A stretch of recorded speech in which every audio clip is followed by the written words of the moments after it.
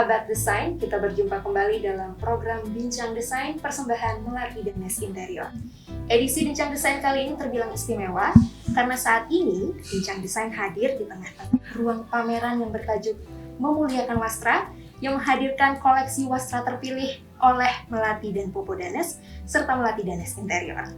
Saat ini saya tidak sendiri, saya ditemani tentu saja oleh Ibu Melati Danes dan juga kurator dari eksibisi Memuliakan Wastra kali ini ada Ibu Marita Serina. Selamat sore Ibu Melati Danes dan Ibu Marita Serina. Halo. Kabar baik ya Ibu? Baik. Baik, terima kasih telah berkenan hadir dan pastinya berbagi ya mengenai pameran Memuliakan Wastra kali ini. Pameran Memuliakan Wastra kali ini menghadirkan sejumlah koleksi terpilih wastra yang dimiliki oleh Ibu Melati yang juga turut menjadi sumber ilham penciptaan dari berbagai desain interior yang telah dihadirkan dalam Melati Danes Interior.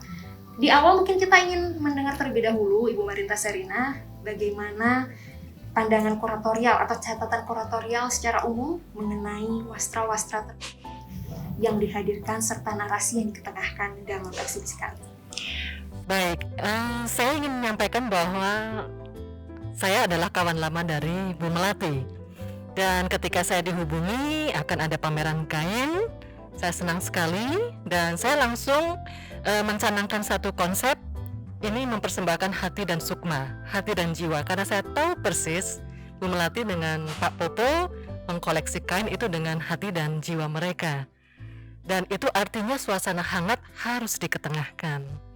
Nah, triknya adalah saya mempersilahkan Bu Melati untuk memilih sendiri kainnya apa saja yang ingin dihadirkan. Beliau langsung mengatakan ada 3 konsep sebagai status sosial, kemudian sebagai sarana ritual, dan yang terakhir sebagai sumber inspirasi desain. Dalam hal ini desain interior ya. Ya sudah, jadi saya mendampingi Bu Melati memilih kain dan itu memakan waktu beberapa hari ya. Karena koleksinya banyak sekali, mungkin 200 pieces di rumah. Kemudian menjadi 100, dari 100 menjadi 60. Jadi yang hadir di ruangan ini 60 lembar dan masing-masing memang memiliki ikatan batin ya dengan Bu Melati. Untuk hal itu lebih baik ditanyakan langsung kepada Bu Melati. Dan saya tidak menggunakan teori tertentu. Konsep saya adalah kain itu menghadirkan emosi tertentu. Apalagi ini kain lama, kain tua. Jadi yang saya rasakan adalah energi tiap kain. Energi ya.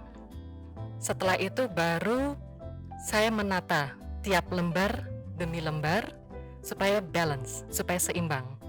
Tantangannya adalah bahwa ruangan ini itu juga ada karya seni berupa patung. Seperti Anda lihat ya, di beberapa titik ada patung-patung. Semuanya adalah sebetulnya saya melihatnya patung antik ya. Beliau-beliau ini juga memiliki energi. Jadi bagaimana saya menata energi tiap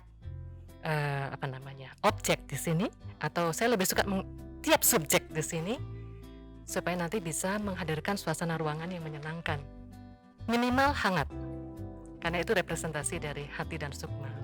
Luar biasa. Jadi memang berawal dari pertemanan yang cukup betul. Dan dipercaya oleh Ibu Melati dan Bapak Popo Danes juga untuk menghadirkan wastra terpilih. Walaupun mungkin waktunya sangat singkat, tapi saya yakin ini sudah dikurasi dengan sangat baik begitu ya.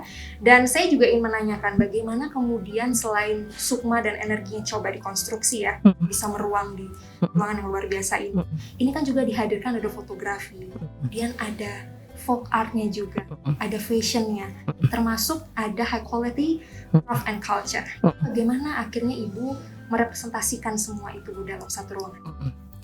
Itu sebenarnya disiapkan oleh tim Ibu Melati. Jadi pertemuan pertama saya sudah disodorkan draft dari katalog pameran ini.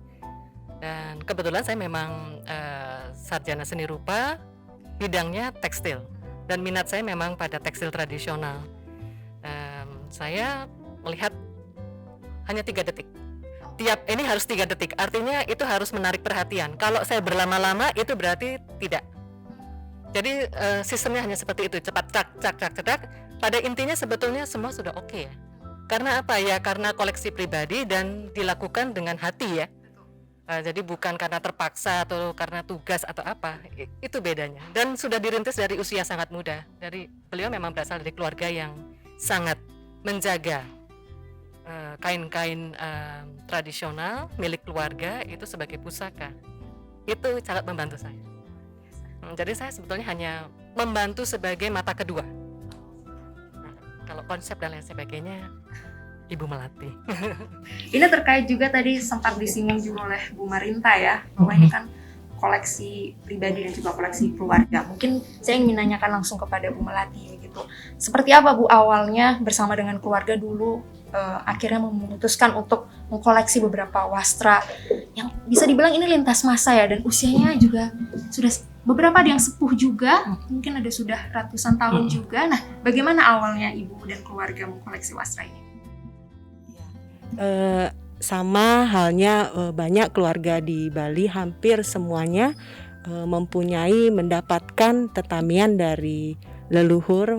Tetamian itu warisan yang diturunkan dari leluhur, dan memang dalam kehidupan orang Bali memang diwarnai dari kehidupan religinya dan kehidupan sehari-hari menggunakan wastra. Dan itu sudah ada wastra yang memang mempunyai nilai spiritual atau yang memang dipakai sehari-hari. Jadi dari kecil memang setiap ada upacara penting seperti misalnya potong gigi, saya memakai warisan dari nenek saya, contohnya seperti itu. Dan keseharian juga saya juga ada hobi menari, saya memakai wastra juga. Dan ketika saya menikah dengan suami saya, Popo, ternyata dia juga hobi untuk mengkoleksi wastra. Dan dulu awalnya sudah dengan Mbak Marinta untuk mengkurasi batik-batiknya. Jadi sudah ada batik-batiknya, itu motifnya apa, itu sudah rapih tercatat. Jadi saya juga banyak belajar dari situ, dan akhirnya saya juga menata juga dan meneruskan untuk wastra-wastra Bali. Dan untuk wastra-wastra ini banyak dicari di luar negeri, khususnya museum-museum. Dan setiap kita pergi berkunjung ke luar negeri, kita menyempatkan ke museum, misalnya ke Tropen Museum, kita melihat kekayaan budaya kita, wastra, elemen arsitektur ada di sana. Jadi ada perasaan juga bagaimana kita bisa menjaga tetap di Bali. Ya, tentu saja itu ya ada prosesnya, dan dalam mengumpulkan wastra ini datang sendiri ke kita. Jadi ya memang kita nggak mencari, memang dari banyak yang tahu kita suka mengapresiasi warisan budaya seperti itu, karena memang pekerjaan kita sebagai desainer. Jadi itu juga yang menjadi inspirasi kita di dalam desain, dan di dalam Melati Danes Interior ini menjadi library kami juga yang digabungkan dengan material-material modern. Berarti memang berangkat dari sebenarnya sudah ada rasa ingin mengapresiasi wastra itu sendiri ya, termasuk kemudian mengenakan wastra itu dalam beberapa momentum yang terbilang istimewa dalam perjalanan ibu dan keluarga, bahkan setelah menikah juga. Menarik juga tadi sudah disebut bahwa ini kan sebenarnya juga buah dari upaya ibu untuk kelana cipta, kelana budaya juga ke beberapa daerah ya, termasuk di beberapa daerah di Bali, bahkan di luar negeri juga barangkali ya, untuk bisa melakukan komparasi dan lain sebagainya. Dan ibu kan sekarang perspektifnya sudah sebagai seorang interior designer nih, dan telah mengaplikasikan beberapa motif dari wastra dan warisan leluhur ini ke beberapa desain ibu. Mungkin bisa diceritakan kepada kami Bu, seperti apa ibu menerjemahkan motif-motif, kemudian diterjemahkan dan diaplikasikan ke dalam beberapa medium yang mungkin tidak terbilang biasa di luar daripada kain dan wastra itu. Ya, dalam mengaplikasikan atau mengangkat tema budaya ke dalam desain memang memerlukan waktu yang tidak singkat, karena memang seperti wastra ini kita juga harus mengerti juga leluhur kita setiap benang menenun itu apa maksudnya, dan contohnya untuk spiritual juga itu kita juga harus menghormatinya, status sosial juga. Jadi supaya dalam bidang apapun, tidak hanya interior design, kita juga menempatkan di tempat yang benar. Sebagai contoh misalnya untuk unsur-unsur wastra yang unsur spiritual, kita juga harus memuliakannya, tidak ditaruh di sembarangan seperti itu. Dan untuk desain interior biasanya kita mengaplikasikan di elemen ruang, jadi bisa sebagai elemen dinding, lantai, atau memang menjadi suatu elemen struktur yang dominan juga bisa elemen interior. Apakah itu sebagai art itu sendiri atau sebagai elemen budaya itu sendiri. Jadi bagaimana, dan kita juga menggabungkan yang paling penting tidak hanya estetika tetapi harus fungsional. Jadi kapan artwork tersebut, elemen budaya tersebut harus bisa juga didukung dengan tata cahaya yang baik. Seperti itu. Jadi memang sudah dirancang secara jelas ya konsepnya dan porsinya seperti apa menghadirkan motif-motif warisan leluhur itu dalam beberapa desain interior yang Ibu rancang seperti itu. Dan tadi menarik juga bahwa di sini statement yang perlu digarisbawahi, beberapa desain interior yang dihasilkan oleh Melati Danes dan Melati Danes Interior bukan hanya tepat guna tapi juga tepat makna ya. Karena ini menggunakan simbol-simbol yang sangat sakral seperti itu. Luar biasa. Ini kan kita masih bicara tentang narasi kultur yang sangat kental. Ini muatan budayanya sangat syarat ya di ruangan ini, di ruang eksibisi ini. Nah, ini kita bicara tentang literasinya. Tentu kita tidak berharap hanya Ibu Melati saja sebagai seorang desainer yang kemudian mewariskan ini, narasi ini dalam beberapa karya beliau. Tentu juga ada harapan dari Ibu Melati dan Marinta bagaimana ini juga terwariskan ya narasi-narasi dan kisahan kesejarahan ini kepada generasi muda. Kalau dari Ibu Marinta seperti apa, Bu? Pentingnya literasi wastra dan narasi kultur ini? Saya rasa tiap generasi punya corak karakter masing-masing, dan yang jelas tidak bisa diatur. Karena saya ketika muda juga tidak bisa diatur begitu saja oleh orang tua saya. Yang penting yang senior memberi contoh. Jadi kalau saya ingin anak-anak saya menghargai warisan masa lampau, ya harus mulai dari saya. Dengan cara ya kalau saya berpakaian adat harus yang rapi, yang serasi. Kalau mereka sudah terbiasa melihat hal-hal seperti itu dalam keseharian, secara alam bawah sadar pasti nanti akan mengikuti juga. Dan itu memang terbukti, anak-anak saya karena terbiasa saya berpakaian adat jika ada acara khusus, ya itu sudah terekam ya. Saya kira itu. Saya kira untuk yang lain-lain bisa mencoba itu.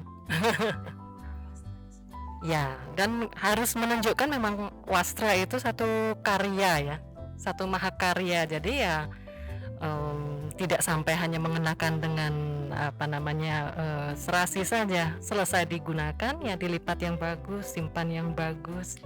Karena tingkah laku, perilaku itu menguatkan bahwa itu memang sesuatu yang bernilai. Gitu. Dan dari apresiasi sendiri. Persis, tepat. Selanjutnya, Bu Melati, seperti apa harapan Ibu tentang bagaimana generasi muda juga harusnya mewariskan narasi kultur yang luar biasa ini? Harapan saya dengan ada pameran ini, keluarga-keluarga lainnya juga akan menjaga ketamian dari leluhurnya sehingga generasi berikutnya akan meneruskan dan bahkan juga menjadi inspirasi dalam bidang apapun itu. Karena sekarang di zaman yang global ini persaingan juga semakin ketat juga, dan dengan kekayaan budaya ini kita bisa mempunyai identitas sendiri dan bisa menambah value dari desain kita. Biasa, jadi memang value itu yang juga dipertaruhkan nih dalam rancang desain interior yang dihasilkan Bu Melati bersama Melati Danes Interior. Tentu harapan kita setelah eksibisi ini berakhir, kita kembali mampu memuliakan wastra itu kembali bisa menyadari bagaimana kita bisa menghormati wastra dan warisan leluhur berikut narasi kulturnya ya, juga kepada generasi muda. Terima kasih Ibu Melati Danes dan juga Ibu Marinta Selina selaku kurator dari eksibisi Memuliakan Wastra kali ini. Luar biasa bincang-bincangnya, semoga ini juga bermanfaat bagi kawan-kawan muda yang juga menyimak Bincang Desain edisi Memuliakan Wastra kali ini. Sampai jumpa dalam Bincang Desain episode selanjutnya.